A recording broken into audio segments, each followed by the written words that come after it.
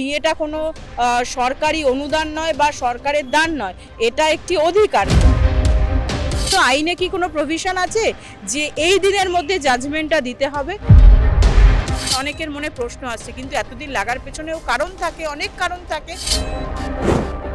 Vote এলো না vote থাকলো বা ভোটের আগে বা পরে, এগুলো খুবই ধরুন ইররেলিভেন্ট এই জাজমেন্ট আসার ক্ষেত্রে।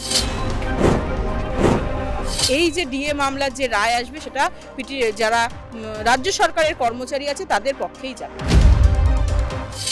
যে ঘটনার পরিপ্রেক্ষিতে গত বেশ কয়েকদিন ধরে বঙ্গ রাজনীতি উত্তপ্ত হয়েছে, অভিযোগ পাল্টা অভিযোগ, শাসক দল তৃণমূল কংগ্রেস ইডির বিরুদ্ধে যেমন অভিযোগ তুলছে, তার পাশাপাশি ইডি তৃণমূল কংগ্রেসের বিরুদ্ধে অভিযোগ তুলছিল এবং এফআইআর থেকে শুরু করে কলকাতা হাইকোর্ট এবং সর্বোপরি সুপ্রিম কোর্ট পর্যন্ত এই ঘটনার জল গড়িয়েছে। তবে কলকাতা হাইকোর্টে তৃণমূল কংগ্রেসের যে তথ্য চুরির অভিযোগ তারা ইডির বিরুদ্ধে এনেছিল, আজকে সেই অভিযোগ নাকচ করে দিয়েছেন বিচারপতি শুভ্রা ঘোষ।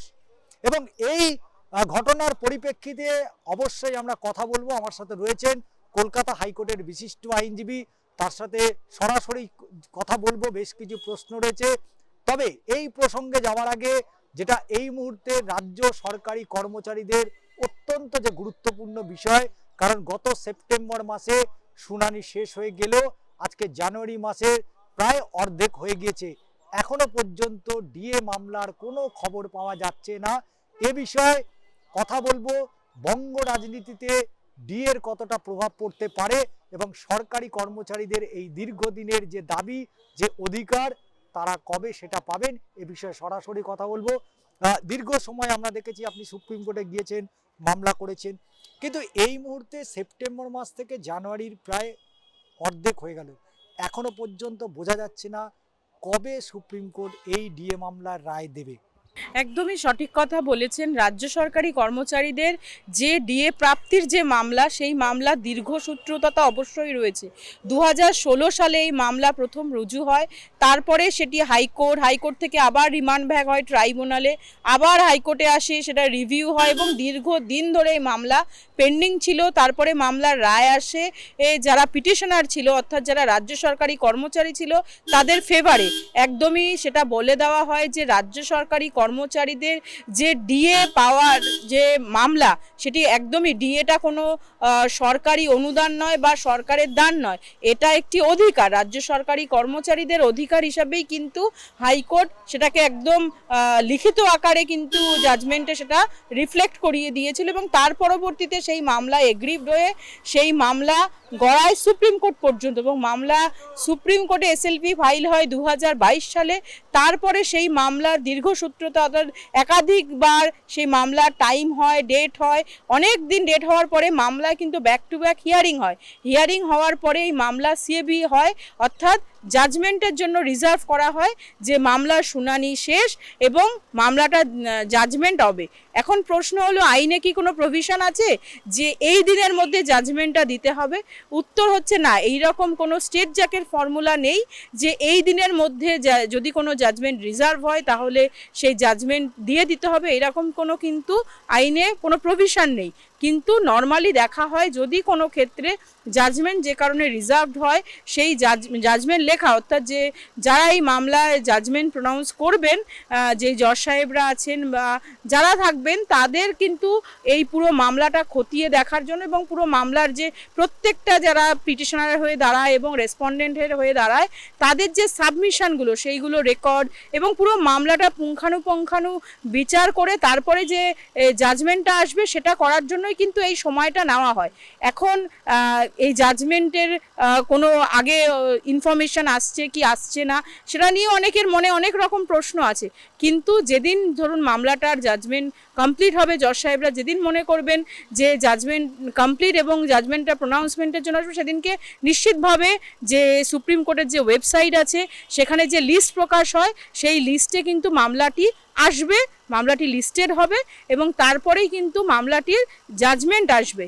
এখন জাজমেন্ট যদি আমাদের ফেভারে আসে তাহলে নিশ্চিতভাবে সেই প্রভাব তো এই যে রিসেন্ট যে ইলেকশন আসছে বা ধরুন রাজনীতি রয়েছে তাতে তো অবশ্যই প্রভাব ফেলবে। সেক্ষেত্রে কিন্তু রাজ্য সরকারের উচিত যে ডিএর যে এত বছরের যে বঞ্চনার শিকার হয়েছে তারই কর্মীরা, তাদেরকে কিন্তু সেই জাজমেন্ট অনুযায়ী সেই ইয়েগুলো যে এরিয়ার পেমেন্ট আছে এবং যার যা পেমেন্ট ডিউ থাকবে সেগুলোকে দিয়ে দেওয়ার জন্য। ইভেন সুপ্রিম কোর্টে স্পেসিফিক নির্দেশ থাকার পরেও যে 25% যে ইন্টারিম অর্ডার যে বলুন, সেই ইন্টারিম অর্ডার থাকার পরেও কিন্তু সেই ইন্টারিম অর্ডারে কিন্তু মান্যতা দেয়নি। আলটিমেটলি কিন্তু জাজমেন্টের জন্য সেটা রিজার্ভ রয়েছে।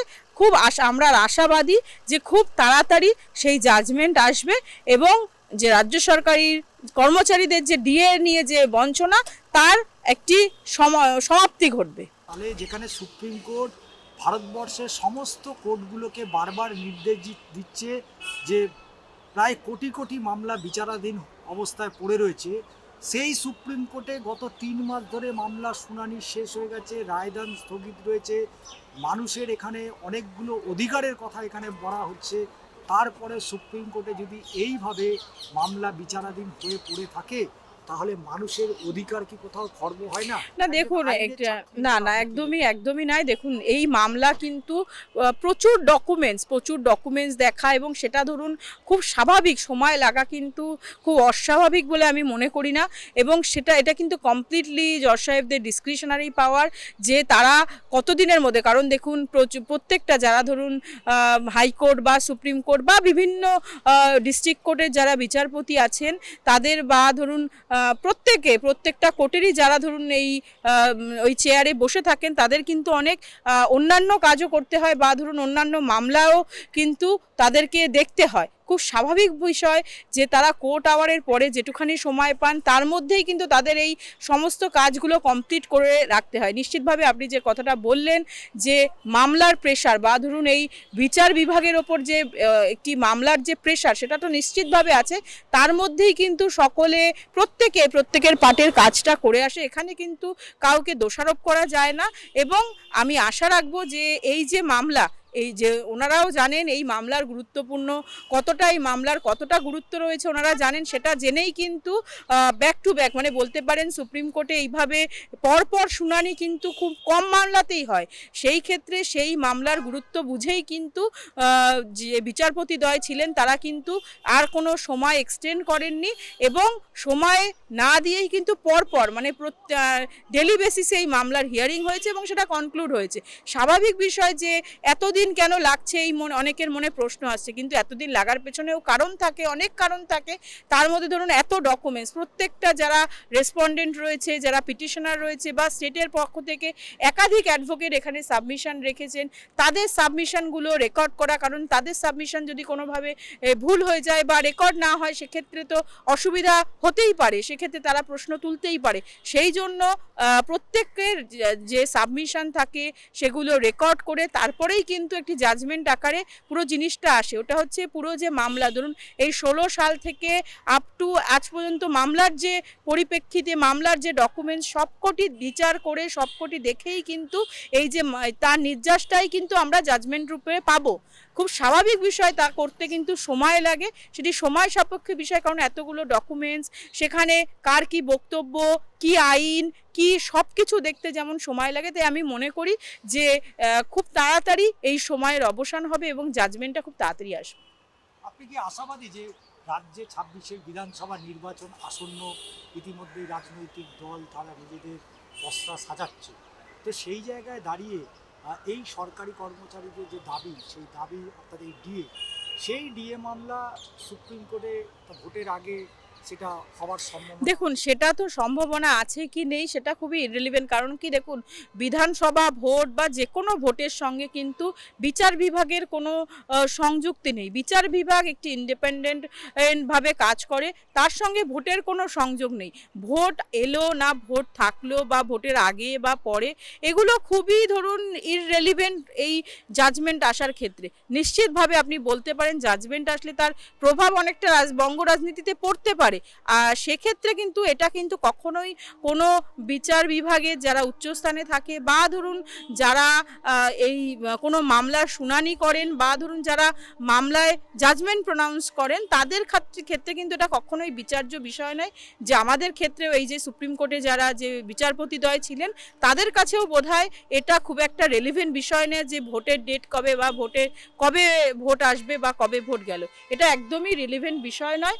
নিশ্চিতভাবে যে মামলার ক্ষেত্রে সময় লাগতে পারে, কিন্তু এই যে রাজনীতির ক্ষেত্রে বা ধরুন এই যে আসন্ন যে বিধানসভার যে ভোট রয়েছে সেটা কিন্তু এই জাজমেন্ট প্রনাউন্সমেন্টের ক্ষেত্রে কোনো বিচার্য বিষয় নয় বা এই মানে ভোট আসা যাওয়া সম্পূর্ণ ইররেলিভেন্ট বিষয়।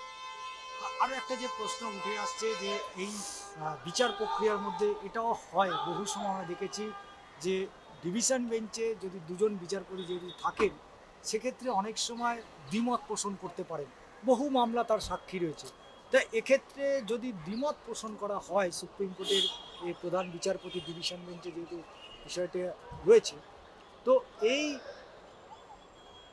ডিভিশন বেঞ্চের যদি কোনো ক্ষেত্রে যদি কনফ্লিক্ট করে সেক্ষেত্রে সুপ্রিম কোর্টের আরও যে লার্জার বেঞ্চ অর্থাৎ বৃহত্তর বেঞ্চে এই মামলা যাওয়ার সম্ভাবনা থাকে। যদি হ্যাঁ অবশ্যই থাকতে পারে, যদি দেখা যায় যে বিচারপতি দ্বয় রয়েছে তাদের মত ভিন্ন, একজন মনে করছে যে পিটিশনারদের যে ডিএর যে অধিকার সেটা একটি অধিকার, সেখানে পিটিশনারদের পক্ষে যাওয়া উচিত, আবার আরেকজন বিচারপতি যদি মনে করেন যে না এই রায় যারা রেসপন্ডেন্ট রয়েছে তাদের ফেভারে যাওয়া উচিত বা তাদের মতের মধ্যে যদি কোনো অমিল হয় তাহলে নিশ্চিতভাবে যদি কনফ্লিক্ট হয় তাহলে কিন্তু স্পেশাল বেঞ্চের কাছে এটা রেফার হতে পারে, লার্জার বেঞ্চ তৈরি হতে পারে। সেটা তো ধরুন জাজমেন্ট আসবে তারপরে সেটা আমরা জানতে পারবো কি হবে। তবে এক্ষেত্রে যেহেতু বলতে পারেন আমরা আশা রাখি যে যখন হিয়ারিং হয়েছে এবং ধরুন এই মামলার শুনানি হয়েছে বলতে পারেন, তখন কিন্তু বিচারপতিদের নিয়ে সেরকম কোনো আমরা দেখিনি, তাই আশা রাখি এই ক্ষেত্রে না হওয়ার সম্ভাবনা বেশি। কিন্তু একদম যে সম্ভাবনা নেই সে কথা কিন্তু একদম অস্বীকার করা যায় না, নিশ্চিত করে বলা যাবে না যতক্ষণ না জাজমেন্ট আসছে। তবে আমরা আশা রাখবো এই মামলায়, যেহেতু আমরা এতবার এই মামলায় দেখুন হাইকোর্ট থেকে শুরু করে ট্রাইব্যুনাল থেকে শুরু করে প্রত্যেকটা মামলায় পিটিশনারদের পক্ষেই গেছে, সেই জন্য আমরা আশা রাখি যে এই যে ডিএ মামলার যে রায় আসবে সেটা যারা রাজ্য সরকারের কর্মচারী আছে তাদের পক্ষেই যাবে। কিন্তু রাজ্য সরকারি কর্মচারীরা তারা বলেছিলেন, বিশেষ করে রাজ্য সরকারের যেটা বক্তব্য যে এই বিপুল পরিমাণে যে টাকা সেই টাকা দেওয়ার মতো রাজ্যের কোষাগারে সে টাকা নেই এবং সেই টাকা যদি দিতে হয় তাহলে রাজ্যের কোমর ভেঙে যেতে পারে। তো কোথাও কি মনে হয় না যে সরকার অবশ্যই একটা সরকারের বক্তব্য অত্যন্ত গুরুত্বপূর্ণ, বিশেষ করে সুপ্রিম কোর্টের কাছে যেখানে একটা সরকার অর্থনৈতিকভাবে দেউলিয়া হয়ে যেতে পারে, তো সেই জায়গায় দাঁড়িয়ে কি মনে হয় যে ব্যাপারটা সামঞ্জস্য বজায় থাকে?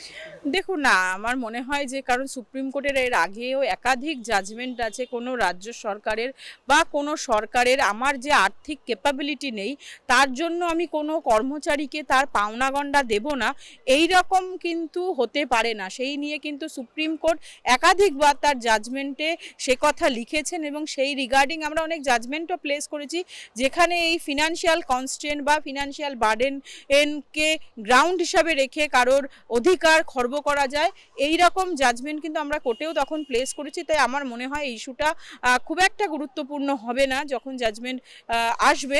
কারণ কি দেখুন, খেলা মেলা আপনি দেখবেন একাধিক জায়গায় এই সরকার, আমাদের বর্তমান যে সরকার আছে তারা কিন্তু সেই যে টাকাগুলো উড়িয়ে বেড়াচ্ছে বা রাজকোষ থেকে বা যে গভর্নমেন্টের যে খাতে যে টাকা রয়েছে সেগুলো কিন্তু বিভিন্নভাবে খরচা করছে যেগুলো ধরুন নেসেসারি নয়। কিন্তু এই ডিএ দেওয়ার ক্ষেত্রে বা রাজ্য সরকারি বা তার কর্মচারীদের যখন ডিএ দেওয়ার প্রশ্ন আসছে তখন কিন্তু এই কথাগুলো শোনা যাচ্ছে। আমরা নিশ্চিতভাবে যখন হিয়ারিং হয়েছে, যখন শুনানি হয়েছে তখন কিন্তু এই কথাও উঠেছে, আমরা কিন্তু সেই কথা সুপ্রিম কোর্টের যে বক্তব্য সেই বক্তব্য কিন্তু স্মরণ করিয়ে কিন্তু সেই জাজমেন্টও কিন্তু কোর্টের কাছে প্লেস করা হয়েছিল যে কোনো কারোর ফিনান্সিয়াল বার্ডেন বা ফিনান্সিয়াল কনস্ট্রেন্ট কিন্তু কখনোই এইভাবে কোনো সরকারি কর্মচারী বা যে কোনো ভারতবর্ষের নাগরিকের কোনো পাওনা গণ্ডাকে আটকাতে পারবে না।